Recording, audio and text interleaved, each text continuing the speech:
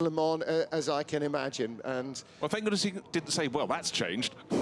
no, it still is. You know, Wolfgang Ulrich was here. You know, he's retired from being the head of Audi Sport, but he was here because he's now involved with the ACO as one of their sort of guiding arms, and still as much a fan as ever. So here we go then, getting ready for the start of race 3 for grid 3.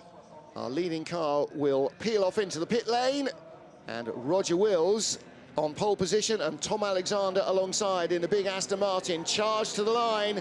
The final 43 minutes is underway for these cars, and look from behind, third on the grid, Edward Cook's Lotus 15 also having a good run up against the pit wall. And around the outside comes the Ferrari Breadvan, so we've got a challenge. Yeah, and Hans Hugenholtz really going well in that Lister up from the second row, but great start from Halusa. Same again yesterday. Under braking, though, the Lister fancied its chances, but this is where the little nimble Lotuses can make their mark. Looked as though, actually, Roger Wills ran a little bit wide. Can't quite see, he's out of shot as we look at the earlier part of the midfield going through, but up through the Dunlop curve, it's Lucas Halusa in the Ferrari Breadvan, tucked in behind Hans Hugenholtz. And already got a little bit of a gap to those behind, but Roger Wills will be trying to atone for his errors. One car has already come into the pit, so all not right for that, but all very much right for Lucas Halusa at the start of the race. The Aston Martin from the outside the front row has fallen back to 5th. Where is Roger Wills? Yeah, Roger Wills may have gone off at the Dunlop curve. There's the Project 212 Aston Martin. That highly aerodynamically adjusted, essentially DB4 underneath. So the DB4 GT, the white car, Project 212 behind, and similar motive power.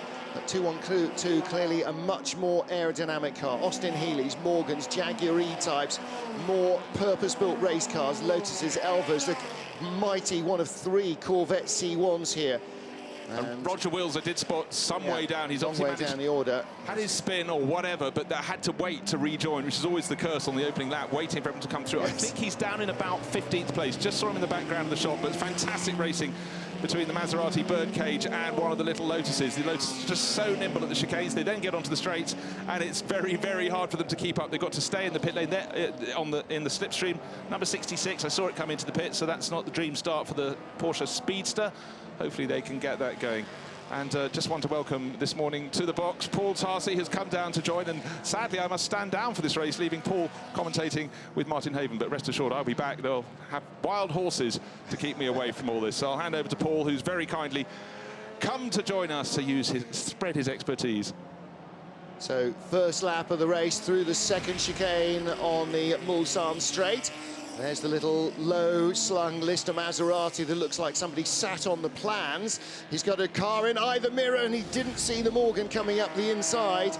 So, as ever, the final race of the weekend for this group of cars, just as exciting as the first. Roger Wills in the low-slung white Lotus 15 there, carving his way back through the field in a door-handle race behind the leader as the Ferrari Breadvan starts to ease away, and Roger Wills trying to undo some of the dramas early on. Paul, it's a sweltering day outside already, and the racing is just as electrifying as it has been throughout the weekend. It is indeed, and you're so right there, Martin. It is beautiful weather here, and just looking at that sight there of the cars coming away from Mulsanne Corner down on that twisty turning way down towards Indianapolis. Roger Wills doing a fantastic job. It's almost as if this had been pre-programmed in the script, that you get one of the fastest, most assertive drivers in the field. He was down to 16th after, and where we're saying it was a spin, I mean, it likely was, but who knows? But he's now clawing his way back up. That is going to be wonderful to see, Martin. Yeah, we're going to have to keep track of his progress. This is the battle for third place, the red Maserati Birdcage. Right behind is the Lotus 15, number 22 car. That's the Louwman and Wood machine. And right behind them is the pale green DP212, that's Project 212, the Aston Martin. And the DB4 GT, which started on the front row of the grid, which was such a front runner in both of the previous races, down in second place, cleaning a bit of gunge off the visor in the Birdcage. Now I wonder whether that was fly squash or whether the car in front is just chucking out a bit of oil. That's Hans Hugenholtz in front of these two, who's chasing Lucas Halusa, the leader. So there's the Birdcage. Hugenholtz behind in the Lister Jag. Yeah, that Breadvan Ferrari, absolutely great to see that out. It does a lot of racing these days. Yeah. It disappeared for a while, but we're certainly seeing Lukas out there doing quite a lot of racing, and Roger Wills down the inside of the DB4. In fact, Roger Wills in that white Lotus passed the other Lotus and the Aston Martin in the Porsche curves in one corner, so he is fully lit up and charging his way back through the field. Looking at that picture, though, you do actually see how small that Lotus is. Absolutely and tiny. Carving his way through, you're going to find that some people just aren't going to see him. The Morgan there going wide at Arnage now. In years gone by, that would have been a very different outcome. We now have runoff at Arnage. Yep. And this battle between the Alpha and the Morgan really joined, tucking in. No questions asked there, but a sad number 66 Porsche there. Well, they've had a few miles out of that. Klaus Ludwig, one of the drivers there with its two owners, and it raced in the all-Porsche race as well. As you can see, number 14, it's also here in this Plateau 3 final encounter. Now, here's one of our 3 Corvette C1s. This is an evocation of a Briggs Cunningham run Corvette C1. It might even have been Briggs Cunningham's first race here at Le Mans, and the Stuckey and Chully car was the best of the 3, being chased down by a TVR Grand Tourer. So there's another sort of small British manufacturer that cut its teeth, raced its products here at Le Mans. It was very much part of the aspiration of almost every railway arch manufacturer in period to try and do that everybody who was starting to build sports cars wanted to run at Le Mans. TVR very much part of that. TVR very checkered history, of course, over the years. They've come and gone more times than most of us have had hot dinners. Big lock-up there in the way into the Porsche curves for that number 70 Chevrolet. Yep. And here's the Alpha. That's interesting. He's going to outbrake the Lotus. Yep. I think he just had a run down into chicane. So this is the Zagato-bodied Alpha. This is the SV Zagato. And there's another SZ, which is a very similar-looking car, but just a little less developed. And in the 1300cc engine, so 1300cc twin cam. It's based on the 105 Giulietta. And he carried the speed into, but not out of the chicane there. And the Lotus comes sweeping right by.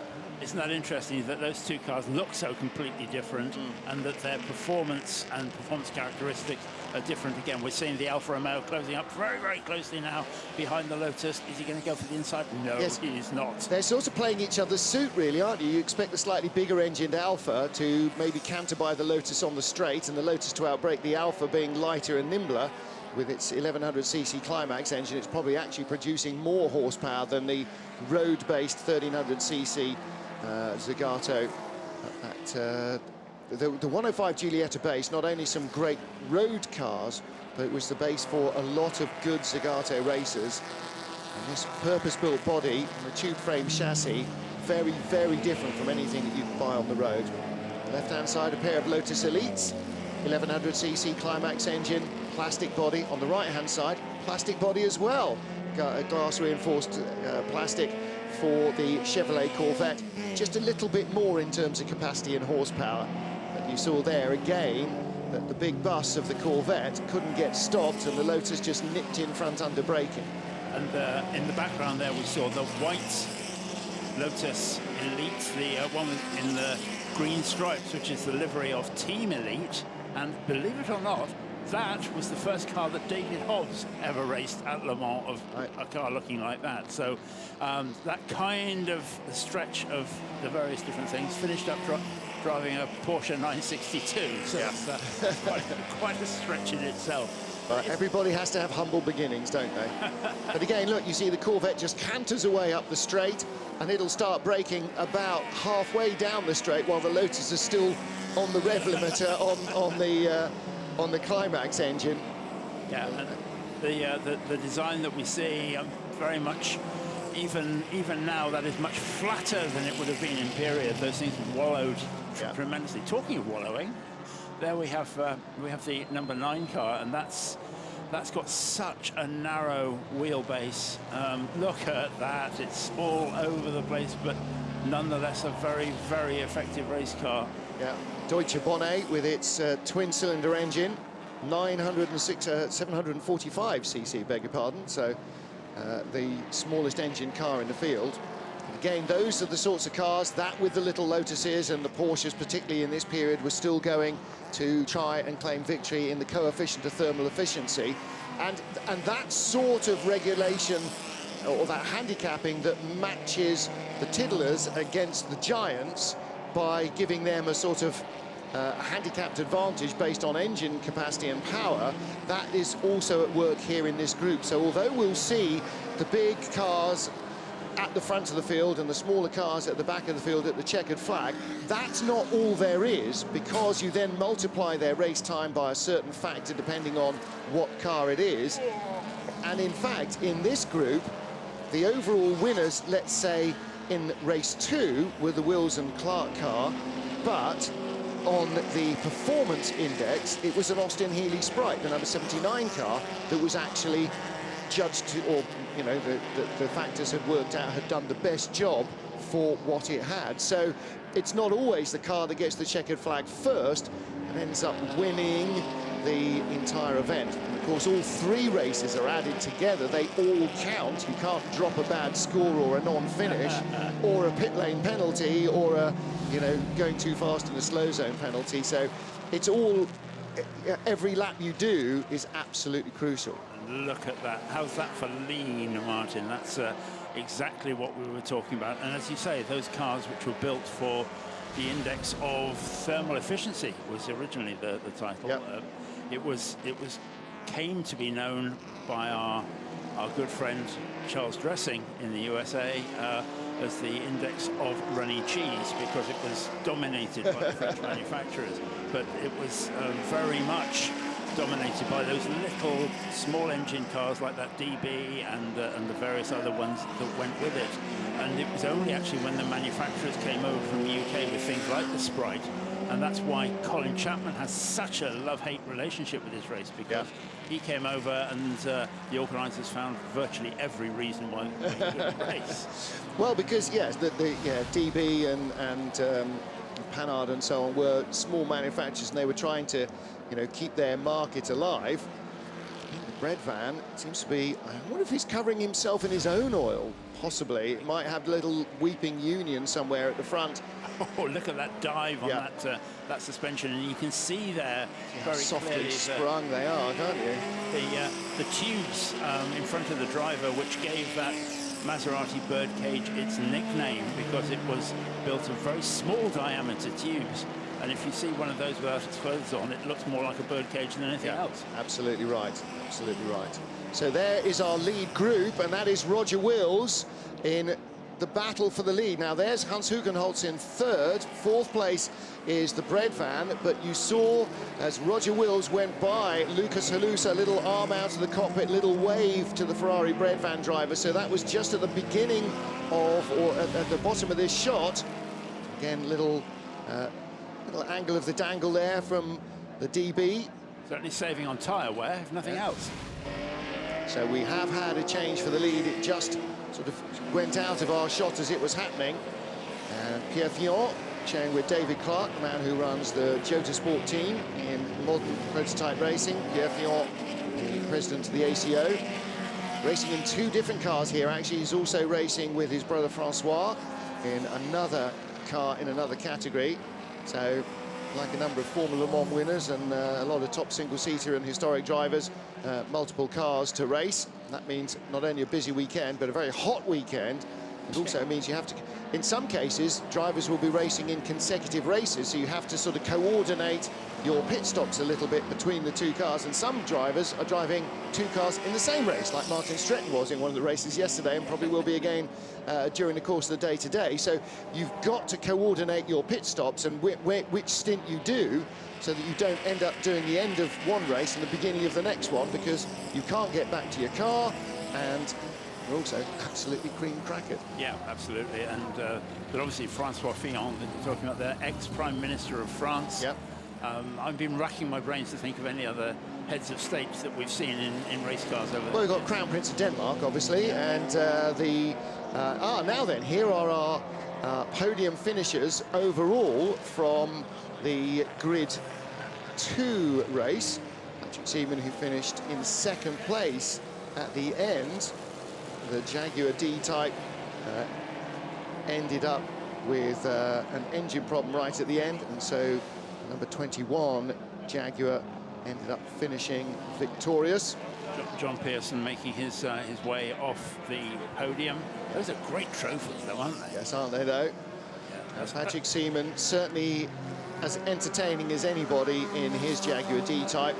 It looks as though, I'm not sure what it was, either a misfire or possibly a gear selection problem. He kept looking down into the cockpit and shaking his head. I think possibly the gear lever may have parted from the gearbox.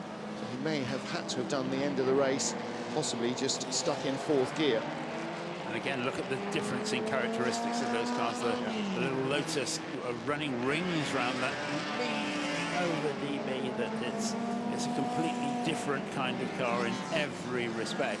But these cars now, obviously, we're going to be looking for pit stops. We've seen the Roger Wells car just do a fastest lap at 4:51, so he is not hanging about. There is no doubt about that. He's some 6 or 7 seconds a lap faster than anybody else, and is already in first position. And of course now he's got through most of the traffic, so there will be considerably less traffic in front of him than he's had to work his way through, so his speed is only likely to increase.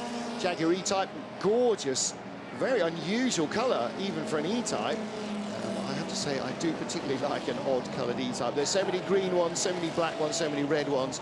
I'm a big fan of primrose yellow on an E-Type. That's probably my #1 choice, but I may well be, so I'm not quite sure what that sort of rose colour is, but I really like that a lot. That's very similar to the colour of the C-Type that JD Classics run. And so whether that was a standard Jaguar colour or not, we really don't know. We're now seeing quite a few pit stop visitors coming in. We can see the DB4 GT in the background. There are E-Type completists even now throwing their shoes at the television because they know exactly what it's called. This is Olivier Blancpain in his Cooper Monaco, Cooper Type 49. That very much designed around the then current Formula One car. Yeah. And that it's really only a Formula One car with a body, yes, exactly. Body and an extra seat. Have chassis will go sports car racing. Well, exactly we've seen the bobtail Coopers out as well, which are absolutely single-seater race cars, but they managed somehow to convince the authorities that they were two-seaters. Look at this here, it is absolutely pristine. You know, that is a hard-working race car, but it actually looks, you know, as gorgeous as any show pony you'll ever see. What a beautiful, beautiful car. Yeah, and it's nice, isn't it, that we have actually got cars out there that you could drive down to the shops or to Yeah. Or back from the race meeting, assuming that you don't run out of talent on a 2 Series basis. But you know, there's a lot of cars here that have been comprehensively rebuilt, and that E-Type, if that's wearing its original paint, I'd be enormously surprised. But certainly in the very oldest of the groups, you know, we had Alfa Romeos and Bugattis that have not had a lick of paint or a touch-up since the 1920s, and wear every single one of their years with just great authority. And so there is, I understand, you know, the desire, particularly for cars that have lived a hard life, and racing cars tended to live a very hard life. You know, there's nothing as old as last year's racing car was absolutely the expression through until the late 90s and early 2000s, when they started to become worth a shed load of money. You know, racing cars got thrown away, or famously, of course, with the shark-nosed Ferraris, 1961, cut up. You know, by Enzo Ferrari's orders. No one else is having them. We're going to cut them up and destroy them all. So, yeah, a lot of them had a very hard life in many hands. Talking hard life there, Martin. That's a right front puncher, hasn't it? There's damage to the bodywork as well, so he's been in somewhere. Very, very wise drive there, not flailing the tyre back onto the bodywork, taking a very careful route back, but that car has hit a barrier or another car somewhere, because that bodywork damage is pretty definite. There's the Aston Healey Sprite with the Rob Walker colour scheme. Now that's now that is the car that led after the performance index calculations after race 2 of 3. So as you say, yes, with that broad white stripe across the nose. that was a bit hairy, but 2 cars being released there. The flat iron Lister coming back into the pits. He made it back, big sigh of relief, I'm sure. Now, you compare that to the Lister Nyblaeus and the Lister Costin, which are racing at the front of the field, which are much bigger cars. It's got a Maserati Formula 1 engine in it, but as you say, you know, flat eye, it does look like somebody just left it out in the sun and it's squished. So, I mean, it's as low a car as you can imagine coming from Colin Chapman, or you know, in a bizarre sort of mid-80s Brabham, you know, the lay-down Brabham, the BT55. You know, it's that much of an oddball. It makes the Lotus look positively high. And here comes Roger Wills taking the scenic route in. Yeah, well, we've seen a bit of that, and it's, I think, a question of where you do it, but Roger Wills... But you've got to be down to 60 by the white line, so you can come in as fast as you like. Now, there's one of our Corvettes. That's down at Indianapolis, I think. And now, that is at Indianapolis. That's the second part of Indianapolis. He's gone straight on, so he's run out of brakes. Now, has that car just stopped because we saw the driver waiting to take over? I think that might possibly even be his outlap. I'm now trying to find it on the screen. Was that the 70 car? Let's have a look at that, but certainly he seems to have gone straight on at the left-hander at Indianapolis. Roger Wills staying in the car. We can see David Clark is not going to be going back in. We can see the fern on the side of the crash helmet there. Okay, 26, so it's a different one of our Corvette C1s. Tyre wall not badly damaged. I think they'll have to leave that.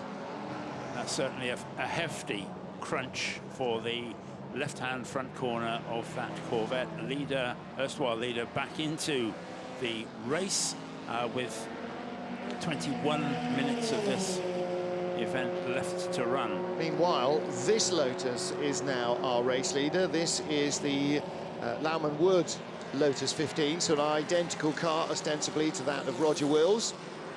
That's Karina Louwman in the car, so she's out there doing her best with that one, the 22. Yep. Yet to stop. So Karina doing the first stint. Yesterday she did the second stint. Not sure who did first and second duties during the night. I was busy stacking up Zeds, so didn't see that one. We all need that. 63. Yes, increasing. 63 Lotus in second place. And that is the Mattia Calpani and Claudia Scalisi car. So, yeah, it's a bit of an eye-opener to see these Lotuses being quite as competitive as we are, because the Lotuses were never deemed in period to be there for an outright win. They were very much class warriors, if that's the right expression. But they were never there going to win races. However, let's not forget that cars have evolved over time. I mean, all of these cars will be running ostensibly and properly in their period spec, but the engines are faster, that the tyres are better, that the brakes are better, so it does change the characteristics. And the other thing is that some cars were discarded very early when they weren't very effective, and the team then moved on to a different car, a better car, a new design. And, you know, after 20 or 30 years of racing, even the Lotus 40 is now considered to be a relatively acceptable car, whereas in period, the Lotus 40 was famously a Lotus 30 with 10 more mistakes. So, you know, development cars that were not successful in period has continued. Now, this is not good news for Karina Louwman, because she is not motoring at any kind of speed. Very much not. She's going very slowly. So, in fact, the 63 car, which was started by Richard Cook, it's a Cook-Harvey car, that Lotus 15 in second place. That's why she's going slowly. We didn't see that there was the beginning of a slow zone, so that's why she was only doing 50 miles an hour, 80 kilometers an hour. She was in the slow zone, so there you go. Our slow zone running from the end of timing sector, or beginning timing sector 2, which is at Mulsanne corner, up through that little left-right kink That'll be for the Corvette. Indianapolis to Arnage, yes. So they can then get a truck in there, rescue the Corvette, and off they go. Because clearly where that Corvette has come to a stop is exactly where any other car would come to a stop. Yeah, you can't leave it there because it's basically blocking the escape road with fast-moving metal or non-moving metal, so or plastic, in fact, in its case. So out of the pit lane, car number 2. That is the Patrick Seaman, Isabel Legac and Clive Joy Ferrari 250 GT Berlinetta. This is something you don't get to say very often. The TVR pushing hard on the back of the Ferrari. Yes, absolutely. But nonetheless, the TVR Grand Tourer there, which is the little 4-cylinder engine with the, I think I'm right in saying the MGA engine in the back of that, with the beautiful 250 short wheelbase that we see in front of it, and that really is one of God's great creations, isn't it, a 250 GT? Yeah, but for me, I think that's even more beautiful than a GTO. But I'm a big Tour de France fan, I have to say. 250 GT short wheelbase or a Tour de France, yeah. The GTO is an iconic car, but there is a little bit more of a delicacy. There's a bit more of the brute about the 250 GTO, and as you say, the Grand Tourer all over the back of it at the moment. And holding up extremely well, because that's a completely different car in every respect. One comes out of Maranello, the other one comes out of Blackpool. Yes. Which is that Asia Grand Tour? Is that an MG engine? It's given us 1840cc. I was wondering if that's already a 1500 GT Cortina, or the original Cortina engine. It could be. Engined up or bored out. However, whatever, as you say, very much a proletarian approach, you know, the Colin Chapman approach, raiding somebody's part bin, whereas Maranello, yeah, it was all about the engine. Enzo Ferrari, it was all about the engine, and the car had to look good and go well, but most importantly, it had to have the engine. Hoving up behind is another fabulous-looking Ferrari. Giving them a wide berth as he comes past. Very wise, of course, because so often here at Le Mans throughout the years, we've seen people who are involved in their own little battle and don't see the cars bearing down on them from the back. But yep, that very much worked well. The Louwman 22 car in pit lane. So she is our race leader, and the Cook Harvey Lotus 15. Will that come in as well? The gap between them was only 13 seconds. Now there's a bit of work going on to that car, a bit of the all-present, ever-present gaffer tape to be used there. Lifting the bonnet, which is never a good sign in any sort of race, that if they've got to do that. There is our second-placed car. So Lucas Haluza goes back into lead in the Breadvan. It was still in gear as he removed his foot from the clutch. He hadn't managed to find neutral. So we are having a driver change in 63, the Wills and Clark car. I beg your pardon, the Cook and Harvey car. The Wills and Clark car, that's already had its stop, as has nearly everybody now. Yeah, so these are the leaders. Well, there's a couple of cars in the top 30, but only a couple that haven't yet stopped. Yep. Gaffer tape, just making sure that the bonnet doesn't pop open on that Lotus. That's all done, and back in the fray, back down pit lane, as we see the Breadvan. It's amazing that something as beautiful and amazing and wonderful as that is known as the Breadvan. Christened, of course, by the Brits back in period. Yes, a derogatory term that is now, if you just say one word, if you just say the Breadvan, everybody knows exactly which car you mean. It does, and it's interesting that, in fact, Colin Chapman rebodied one of his Lotus 15s. Yes. With a semi-Breadvan body. Yeah, the two of them were racing wheel to wheel, actually, in the members' meeting at Goodwood earlier in the year, in very different temperature conditions. Yeah, rather. It's probably a good 25 degrees here, which was a good at least 20 degrees warmer than it was at Goodwood. Oh, I think you're very generous there. I'd say it's at least 25 degrees. Well, yeah, closer to 30 degrees warmer, actually, than it was at Goodwood, with snow in the surrounding fields around the race circuit. A very different look, but the Ferrari Breadvan with a slender lead. You can see the third car in your shot, that little low white Lotus 15, that is Roger Wills giving chase. So that's the leader, the red Ferrari. You've got that's the Austin Healey in the middle, And through comes the second place car of Roger Wills. And pushing on very, very hard now after that Ferrari, which was built as a bit of a protest by a number of very disgruntled Ferrari team members who went off and decided they were going to do something different. That's underneath there is a 250 short wheelbase, and that Drogo body was... I had in my head, I was just about to ask actually, was that Drogo bodied? And yes, you've answered the question before it needed asking. That's the story of my life. No, that's definitely a skill if you can do it. But yeah, so it was never ever an official Ferrari, and that it was actually a thorn in the side of the Ferrari factory because it was very successful, and that there was certainly a rub there, and it certainly is going extraordinarily well now. But Roger Wills is really, really closing down on that as we see those cars coming down towards the turn off to the right for the Porsche curves. The Maserati getting a little bit close to the Morgan. Morgan now sees him and gives him the finger, the indicator to go through on him. I was trying not to say that. I know, exactly. Just pointing out the window, you know, that little signal. Yeah, I've seen you. Off you go. All you need to know, isn't it, at that point? Yes, I've seen you. But and the Birdcage, again, you know, we're 15 minutes or 12 minutes from the end of their weekend, and so you don't want to lunge down somewhere and then have somebody meander across in front of you. The window is closed. No, okay, the Stuckey and Chalet car hasn't stopped, but that's because it's out in the gravel traps or on a flatbed somewhere. Yes. Here's our race lead battle then. It was 4.7 seconds at Mulsanne corner. It's now 2.6 seconds as they get to the beginning of the Porsche curves, and the final element of the circuit will see that gap come down probably to around 1.5 seconds at the line.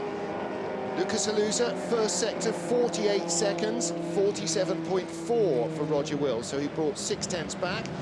And in the second sector, 113 seconds for Lucas Halusa, 110 for Roger Wills. So on the long sector two, Roger Wills took 3 seconds out of him, and that is a decent rate of progress.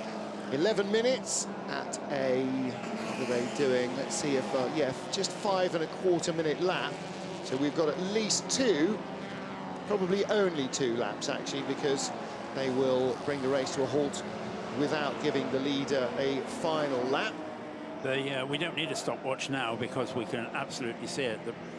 That we're seeing the little white Lotus closing down and down and down on that 250 GT.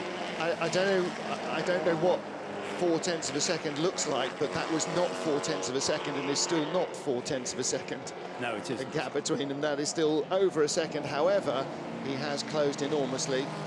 Yeah, and that we're going to see some of those differences we've already been talking about of the different characteristics, the different ways these things do things, that this Ferrari Breadvan absolutely made to cut through the air to the very best of its ability. It's before the word downforce had been properly understood. Yeah. It's just getting through the air, and it's going to do that. But that Lotus is very slippery. Well, and that's why the Lotus is so low and so shallow, because its frontal area, like with a submarine or an aeroplane, they've got a point at the front for a very good reason, because the pointier the front is, the less resistance there is from the air.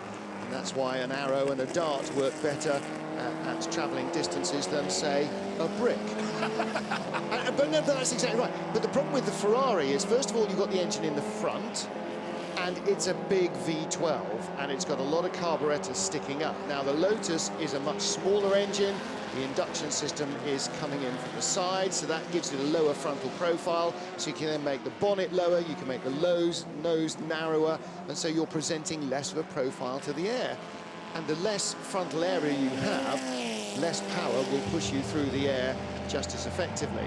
And that was always Chapman's principle. Famously, he always used to talk about adding lightness. Yeah. And that's exactly what he did, and that's what he's done with that Roger Wills car, that we're now waiting to see the battle for the lead, because that's going to be really, really on it soon. But let's not forget the number 6 car behind as well. I was just about to talk about the number 6 Breadvan, because that in the first race, the one that we covered yesterday afternoon, came into the pit lane after the pit window had closed and ran into a penalty. And they're now being investigated for crossing the pit exit lane. It seems that the car races very well, but they haven't got a Scooby-Doo what they're doing in and out of the pit. We've watched it in 2 races. It's picked up 2 pit-related penalties. You can't win things if you give them away with pit stop problems. And no, and you can't, and they're not going to, quite clearly, because if they've already broken one rule, then the Clarks are not going to be happy about the second one. Roger Welch is now breathing Maranello dust from behind that Breadvan Ferrari, and he's getting closer and closer. They're now on the twiddly bit of the circuit, of course. And again, even the rear view, see that the Breadvan, low as it is twice the height of the Lotus, and the frontal area of the Breadvan is enormous as well. So the Lotus, with much less horsepower, cleaves the air more efficiently. So the Ferrari needs more of that iron fist in its velvet glove than the Lotus does. This is a real battle of very different cars, and so much of a reason why historic racing is great fun, because so many different shapes and sizes sort of a bit ruled out by modern car regulations. Little Lotus, less powerful, lighter, nimbler, and the Ferrari, which has got power in abundance relatively for its era and great top-end speed. But you can see the Lotus is making everything of what it's got and is now challenging for the lead. For the second time, Roger Wills this time has got the run on Lucas Haluza and goes by. The problem is for Lucas, when Roger passes him in the straight going into the Porsche curves, he knows that the Lotus is now in its element and will go past. Let's have a look at this pit lane exit, and here we have the Birdcage Maserati coming down being investigated for crossing the pit lane exit before he should have done. Yeah, that would have been further round the corner up towards the Dunlop Bridge. He was sort of being encouraged into it because the car on the inside was going, yeah, go by, because he knew it's a much quicker car. You look at a Birdcage beside you and there's almost nothing else that you can be in this race that's not going to be a slower car. However, again, carrying speed on this circuit, the Breadvan is staying very much in touch with the Lotus. This could be a real grandstand finish. 6 minutes and 25 seconds will give us one more lap after this one. I don't think they'll give them another. And actually, I think the die might be cast. Again, you see Roger Wills looking fairly relaxed and unconcerned there as he goes by another Lotus 15. If we roll the clock back to the 60s, of course, we would have had no chicanes on the Mulsanne, and we would have had White House, not Porsche curves. And that would possibly have given us a very different outcome, because that Ferrari would just have wound up and gone and gone and gone and gone. Very much so, yes. The Lotus would have run out of steam a long way behind the Ferrari down the Mulsanne straight. Actually, I would say there's definitely an argument for using the main road and not using chicanes here. Then you get down to Mulsanne corner, there's a big runoff area there. And so the chance, you say, well, OK, well, what happens if they have a brake problem at the Mulsanne corner? Well, they're much less likely to have a brake problem at the Mulsanne corner if they haven't had to stop for 2 chicanes. However... And it was always the case that the roadway was left open. And of course, we can't do that now because there's a huge roundabout at the end of Mulsanne. That's probably what has done it for any plans that we have. Well, true enough, but you could still go straight through the chicanes. Now, here we've seen the change for 3rd place because the Lister Costin with its Jaguar engine, very different look, much more sort of bulbous and rounded than the Lister Nyblaeus, which have got a sort of lower centre body section and seemingly higher wheel arches.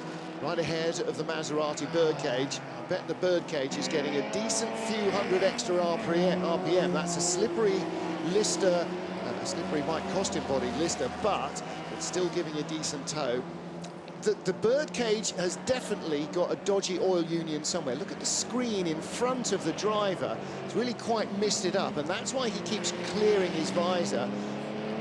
The Birdcage is spraying its driver with its own lubricant. Not much, because they've been racing for 40 minutes. It hasn't run out yet, but it's still got a little mist. There'll be a little oil union somewhere, not quite as tight, or maybe a little bit too tight.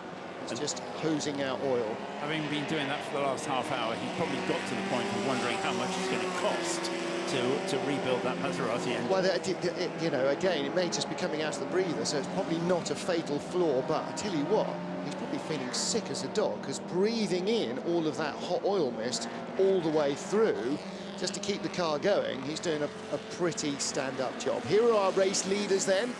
Roger Wills ahead of Lukas Haluza. Wills in car number 68, 1958 Lotus 15. Right behind the 1961 one-off, the Ferrari 250 GT with his unique Drogo body. I mean, rear wiper. Not quite rear wash wipe in those days, but a rear wiper on a racing car. Hands up everybody who can name another racing car, you know, a genuine purpose-built prototype that had a rear wiper. Yeah, that's a good question. Answers on a postcard, because actually it's going to take you a long time to think of an answer, I would imagine. All right, Roger Wills coming up to some back markers. I think he's got enough in his pocket that he's not going to have to take any silly risks overtaking back markers as they go through Indianapolis, coming up to lap the 250 GT short wheelbase. The number 4 car wheels very nicely down the inside on the way into Arnage, puts the car between the two of them. And in fact, that car raced at Le Mans in period. That was an Écurie Belge car. So that number 4 machine, which raced here in 1962, didn't finish after an accident, but it was a Écurie Belge car driven by Georges Berger and Robert Darville. So again, probably not as extensively raced because of its huge value and heritage, to be honest. Not that there isn't that with the Ferrari Breadvan, but, you know, some of these cars will have been much more developed in their racing careers. I think that 250 GT a little bit less so. Roger Wills sweeping through traffic at the end of the Porsche curves, 2 minutes on the clock. However, I sense that we may have a checkered flag being unfurled. We'll wait and see. Drive-through penalty, by the way, has been applied to car number 6, so it won't be a post-race penalty for the Ferrari Breadvan. A drive-through, and if the checkered flag comes out now, there is no time to do the drive-through, so I would imagine a 30-second penalty would be applied to the race time. However, the leaders coming to the line for the final time, potentially. In our earlier races, a minute and a half, the checkered flag wouldn't be out yet. Is it out as they come to the line? No, I don't. Not this time. Okay, well, a minute and 20, so last lap of the race then. Can the Ferrari do anything here? Will the Lotus survive? If our last race had been a lap shorter, Patrick Seaman would have won it at a canter in the D-type, but whatever went wrong with it went wrong dramatically on the final lap. He lost 15 seconds to the car in second place, that then became not the car in second place, but the car in the lead. Again, we saw Roger Wills there as the car goes light over the brow, the top of the Dunlop curve, just drifting the car over towards the curbs, keeping it away from the rumble strips though. Let's not forget these cars are 50 years old, and that therefore they're immaculately prepared, and walking around the paddock you see that they're perfectly prepared, but they are old designs, and they haven't done a 24-hour race, but they have done quite a lot of driving over the course of this weekend, and that therefore not only are the drivers tired, but the cars are as well. Roger Wills keeps on just putting a little bit more every corner, every straight, every lap, just to give him that that feel of confidence with that 1.2-second lead now. Yeah. And that's how he managed to catch Lukas Haluza, by gradually catching him, you know, corner by corner, braking area by braking area. Saw how planted the Lotus was. You couldn't tell when Roger put the brakes on. You certainly could with the Ferrari, because the back end was just starting to move around under braking. Here's the car that's in third place, Hans Hugenholtz, in the Costin-bodied Lister Jag, in amongst a plethora of British sports car, TR4 in front, and a Morgan trying to make room for itself on the inside there as they exited the Dunlop curve for what will be the final time for all of them as well. Hugenholtz in third, the Birdcage Maserati, having been handed the penalty, actually hasn't come into the pit lane to serve it, so that will end up being a time penalty after the race, so it'll drop out of fourth, which will move the number 21 car up the order. Now, that started in 8th place, 7th place, Wolfgang Friedrichs, Project 212, the Aston Martin. We've seen nothing of it really in the race, whereas at the beginning of the weekend, yesterday's first race for these cars, it was very much among the front-running group with the DB4. The DB4 is down in... Where's that car gone to? The DB4 dropped way down the order. It was leading the race in the very first one of these 3 races. Let's just have a look at that Breadvan, because Lukas Halusa, he knows he's not going to win this race, so he is going to make so much fun on this last lap. We're seeing him throw it around. There's the Team Elite livery, Lotus Elite, getting a bit squishish on the way out of Arnage, but holds on to it. Just watch the Ferrari now as he comes down through those magnificent sweeps, and Roger Wills on his own imperious way, coming down through the right-hander and then the left into Indianapolis proper. A very different style of car, the Breadvan, from the Lotus. Again, you know, it's higher, it's taller, it's got a higher centre of gravity, and you know, bigger wheels and tyres as well. Much more weight to move around, so it does move around more in an older style car. You know, if you look at the way it's being driven, much more like the D-types that we're seeing in the last race than the Lotus, which is an altogether sort of more modern design of racing car, isn't it? It's low, it corners in a flat manner, it doesn't roll, and again, you know, lack of weight means lack of movement, and any unsprung weight is bad news for the car's suspension. And as you said, Colin Chapman's ethos there was to make the car as light as possible and then only strengthen bits that broke, which wasn't great news for the drivers quite often, but that is definitely the way the car was developed, to be as light as possible and then strengthen up anything that was a little bit maybe too light. And we've seen the number 6 Birdcage having its problems, but they're still racing. There's the Maserati that we followed early on, handling fairly well, I have to say. But well, driver not happy with himself there. I think all problems for a DB4 in the background, going very slowly. That's the Peerless. Oh, is that the Peerless? Looks like he's got a real problem, that Peerless GT. Okay, so final lap and out of the final corner, the checkered flag will be ready this time. Roger Wills in the white Lotus 15 will claim victory in the 3rd race for Plateau 3. And the winning margin has gone out from 2.8 to just under 3.5 seconds over Lukas Halusa. 3rd place will go to Hans Hugenholtz, who drives the number 5 Costin-bodied Lister Jaguar with that big balloon rear end on the car. Just looks as if somebody's thrown a tarpaulin over the frame, doesn't it? Well, Mike Costin, the aerodynamicist, knew what he was doing, and clearly the numbers work on that car. He comes across the line in 3rd place, and up into 4th place will go Wolfgang Friedrichs. In fact, has gone Wolfgang Friedrichs. He's got ahead of the Birdcage Maserati. So Project 212, before the penalty for the Mazda, moves up and looks as though he's going to take the checkered flag in 4th place. But our race winner there, Roger Wills. David Clark didn't drive the car. He's sharing the Lotus with Pierre Fillon. There is the car that now is coming to the line in 4th place. So Wolfgang Friedrichs in Project 212.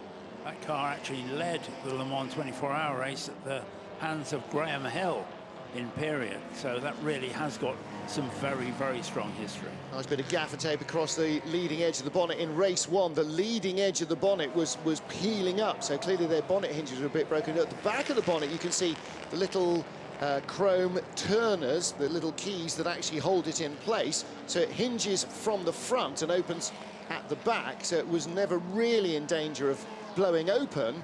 Might have been in danger of blowing off. And serving his drive-through penalty into the pit lane comes the Maserati Birdcage.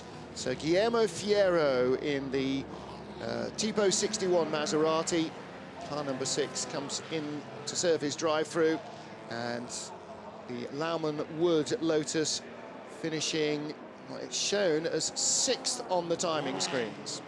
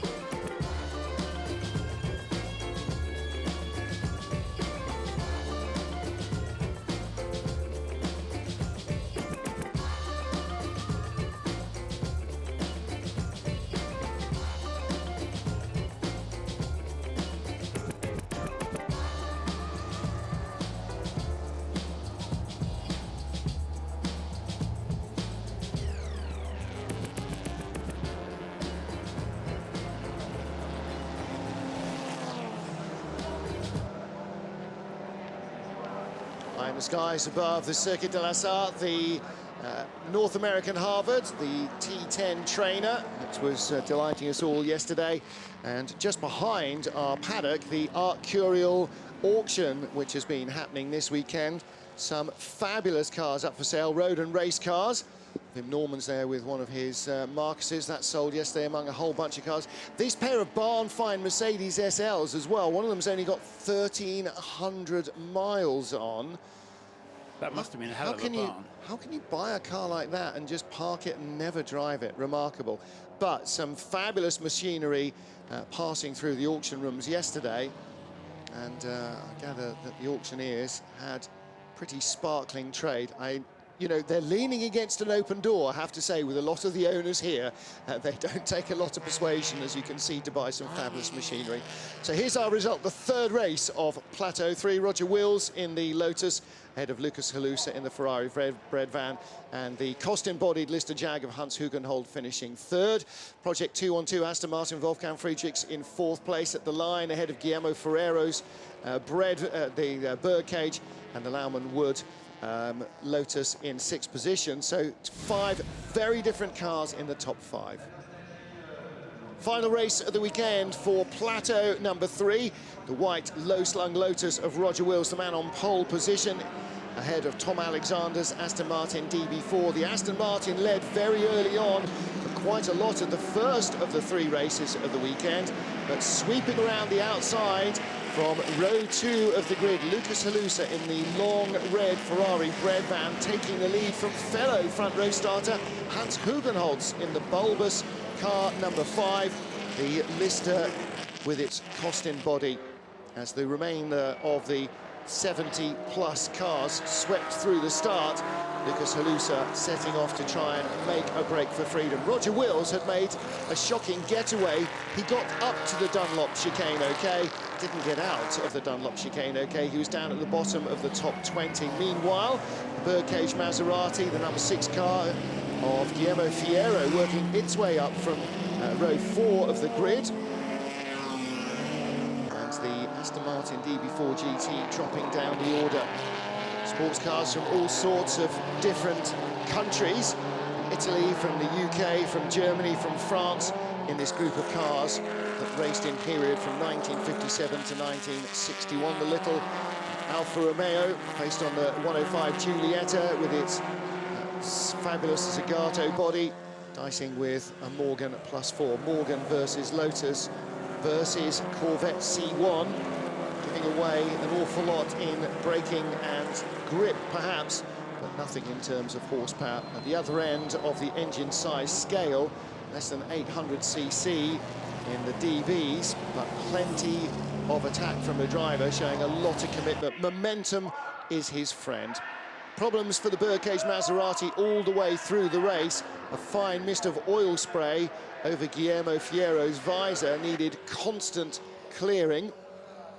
And the beautiful copy of a Rob Walker 250 GT Ferrari in the form of a Sprite, Austin Healey Sprite with a fast top body in the middle of the action. Coming into the pit stops, Roger Wills making sure that he made as fast an approach as possible, passing a couple of other Mimsas on his way down to the speed limit line. It was a really inspired drive. Project 212 coming in behind him. And that left the Louwman and Wood Lotus 15 out front as they went in for a rather later pit stop, having a chance to lead the race. Only one incident of real note. One of the 2 Corvettes going off hard at Indianapolis. The only slow zone of the race applied to rescue that. And into the closing stages, the Breadvan back in front. Roger Wills continuing to charge from behind. And the rate of closing ensured that it was going to be a tough one for the Ferrari to win. Further back, battling against their handicap of performance, one of the smaller engine cars, the Porsche. But the race classification at the flag is not always the final classification, because the smaller cars have a handicap advantage. Roger Wills moving past the Lotus with moving the Lotus past the Ferrari with 1 to go. Lukas Halusa could see the Lotus getting not bigger and bigger, but less small, perhaps in his rearview mirrors over the preceding lap, being caught by 5 seconds in a lap. And as they got to the checkered flag, Roger Wills with 3.5 seconds or so in hand, taking victory in the final race of the weekend for Plateau 3. Well, the first race had been won by Lukas in the Breadvan, and it was the Lotus that was first to the flag in the night-time race, so the Lotus takes the advantage, 2-1. And this beautiful carnival atmosphere that we have here at Le Mans, that there's so much going on. There is certainly more coverage of the real estate here than there is at the 24 hours. That Yes, we have absolutely. car clubs galore everywhere, that we have so many different things happening, and obviously we've seen the Arcturial auction site as well, but there is so much happening that there is too much to do. And this is how locked away the cars are not. All the cars are in open-fronted tents just for a little bit of cover, so you can, please try not to drool on the machinery because, you know, there's a lot of cleaning up to do, but you can look intimately at these cars, and actually, if the team aren't that busy, they will be more than happy to tell you chapter and verse about what the car is, where it came from, what they're doing. I mean, how often do you get a chance to be this close to any kind of cars, never mind 700 cars like this, and some of them with fabulous heritage, not just Le Mans entrants. We've got Le Mans winners racing here in terms of both the men and the machines, but cars from all across the globe, from all eras, starting in 1923, and with our demonstration races yesterday coming almost up to the present day. We had GT1 era cars, we had early LMP cars as well. The 98 Le Mans winner was out on track yesterday. So all sorts of different cars, and yet more lining up in the baking sunshine